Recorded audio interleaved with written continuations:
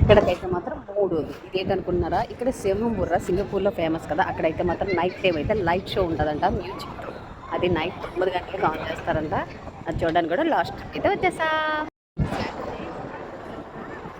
ఇవ్వండి, అక్కడే light show అయితే వేస్తారు. వర్షం వస్తుంది ఇక్కడ, అయినా సరే జనాలు చూసారు కదా లైట్ షో చూడడానికి ఎంతమంది ఉన్నారా.